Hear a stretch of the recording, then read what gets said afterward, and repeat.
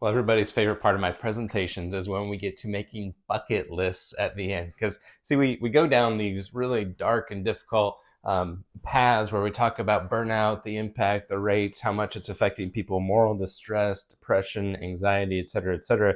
And these are heavy things to think about there. It's heavy to realize how much this is happening for people, especially in service oriented industries.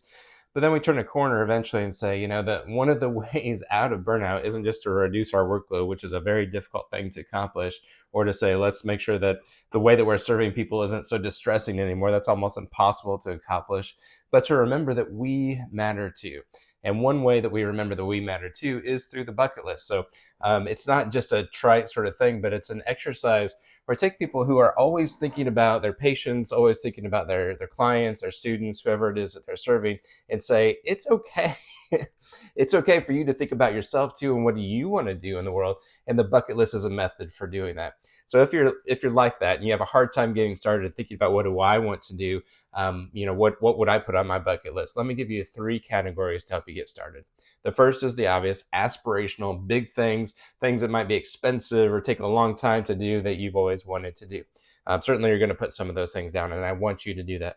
Second of all, quick wins. What are some small things that I can do that don't take a ton of time, don't take a ton of money, but it's something I want to do? One for me was I wanted to, I always feel silly saying this, but I wanted to boil a teapot until I could hear it whistle. I'd never done it before, and I wanted to do it. I was a coffee drinker, not a tea drinker. And so one day I was able to boil that teapot until it whistled, and it was satisfying. Why? Because it was something I wanted to do.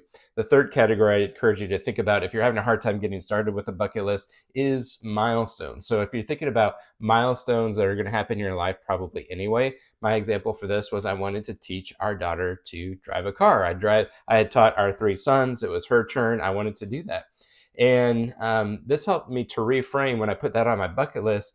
I'm not just being a responsible dad or doing the thing I have to do or taking my life in my hands by getting in the passenger seat with a student driver. I was actually checking off a bucket list item, something I genuinely wanted to do and could enjoy, and reframing it as something I wanted to do was really powerful.